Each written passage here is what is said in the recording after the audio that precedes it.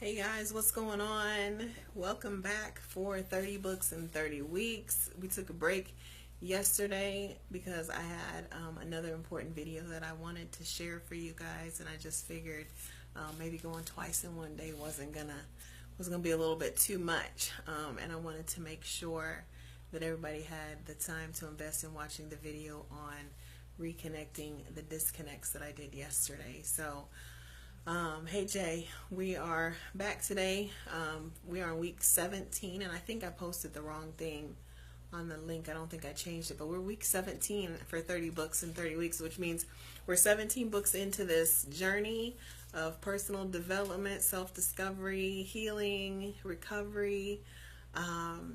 Hey Monty, and it's amazing. It's amazing the changes that have already taken place as a result of this journey. So I welcome you guys in. I see some new folks joining in that aren't usually in on my lives. Hey Capria. So for those of you who don't quite know me, or don't know what this is all about, what I do, my name is Marcy Batiste. I am a reality-based success and recovery trainer, and I'm a public speaker. I'm an author, and the biggest thing that my primary focus is to work with women to help them discover and embrace their star power so that they can then become the source to ignite the light for someone else.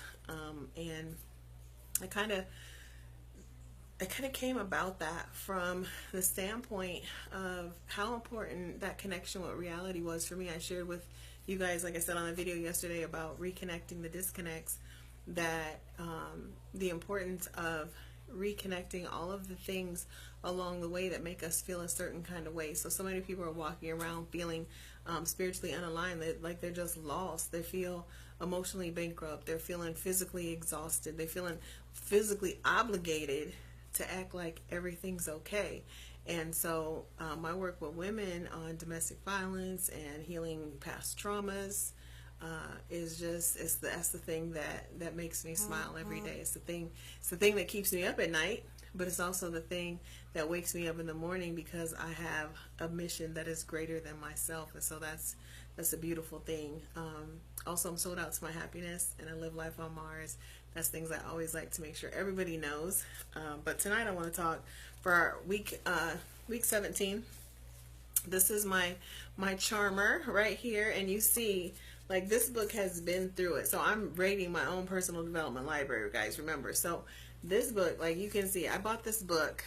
It's called Make the Connection. It's by Bob Greene and her former personal trainer and like food guru, personal chef, private chef, whatever. And I bought this book when I was at probably one of the lowest points of my life. I was about 400 pounds. And when we talk about being emotionally bankrupt, hey Joy, when we talk about being emotionally bankrupt, spiritually unaligned, completely disconnected, physically exhausted, like, I was spent in every conceivable way. My soul was empty, my heart was hardened, and I just had really no direction. And I saw this book, Make the Connection, and it says 10 steps to a better body and a better life.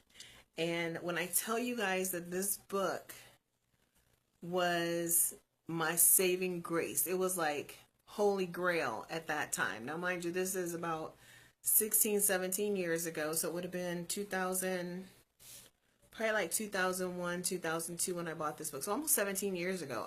I've had this book, like, if you knew how many times I moved, you knew how many times this book moved with me. This book, oh my gosh. And so this book was a catalyst for so many changes in my life. And the biggest one was before I ever read a page from the book. And I'm going to share with you why.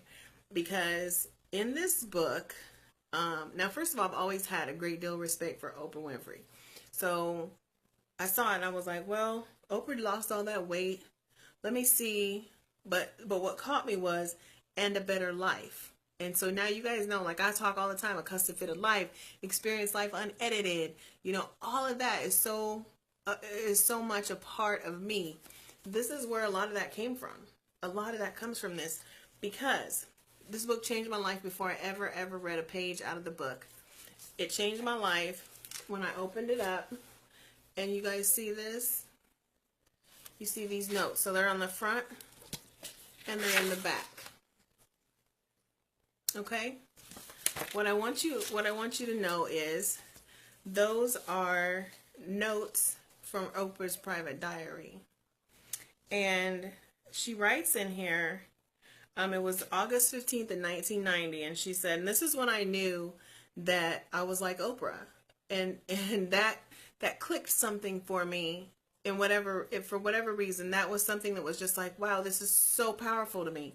But this is what she wrote. She says, August 15th, 1990, I cried in my office after someone mentioned my clothes and the way I've been dressing. Wrong colors, wrong style.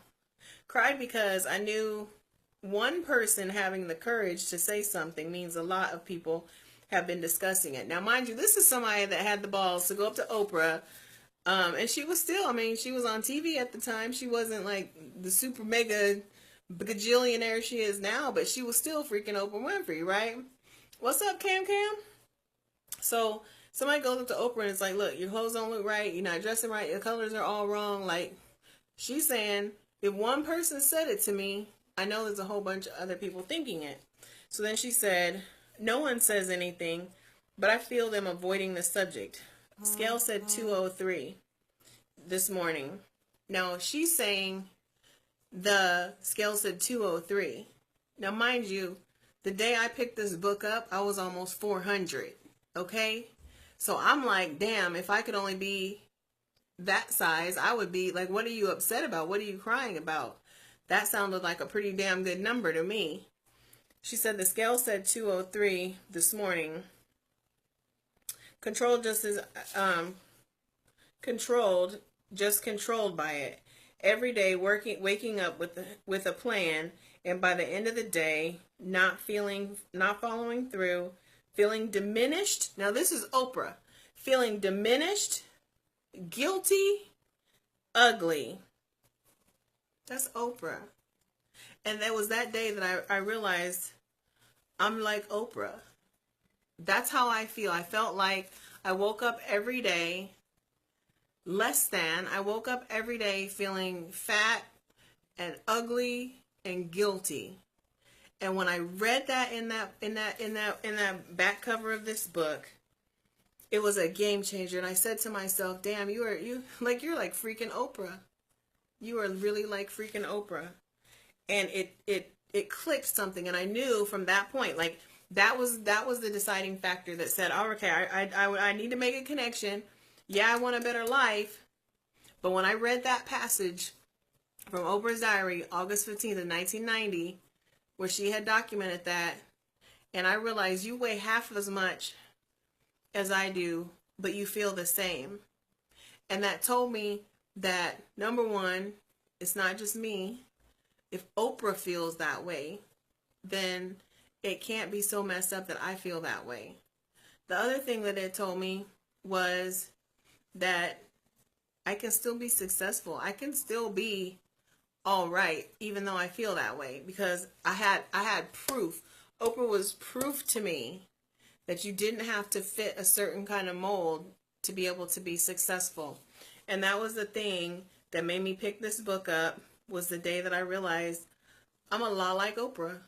And that was like pretty cool to me. And so I've kind of hung on to that. Now, mind you, Oprah's done a lot more big things than I have in the last 17 years, and her career has changed a whole lot more than mine has, certainly. But from the standpoint that as women, we're so much more alike than we are different, guys. So much more alike than we are different. So many of us walking around feeling just like Oprah. Like some of you are just like Oprah. I want you to get that. I want you to get that. I want you to feel that. She said, I walk around and not following through all day, feeling diminished, guilty, and ugly. Diminished, guilty, and ugly. Like the word diminished was such a powerful word choice.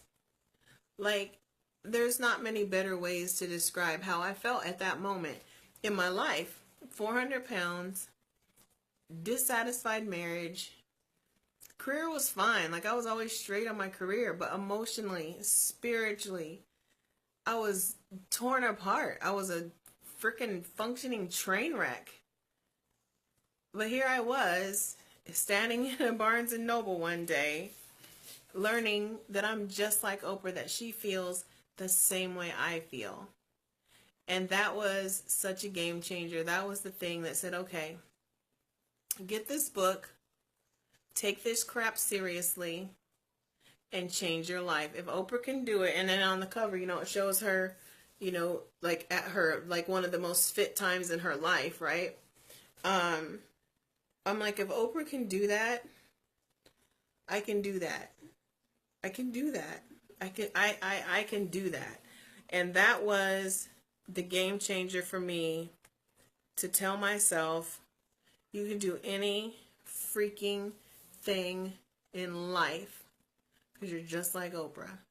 So I want y'all to walk away with that tonight. Realize that no matter how diminished you feel, no matter how sad, lost, lonely, alone, tired, violated, unaligned, disassociated, disconnected, no matter what you're feeling right now, you're just like Oprah once was. And the thing of it is, we don't see the other side of it. Like I shared on the reconnecting the disconnects, you don't always see the cut room scraps. So how many days does Oprah still wake up and feel diminished or frustrated, sad, or lonely, or whatever the case may be? We can't imagine that because she's Oprah. And so we in our minds think that she's somehow different than us. But I have the proof. She's a woman. She's human. She has feelings. And at our core, we're more alike than we are different. So remember, you're just like Oprah, just like me.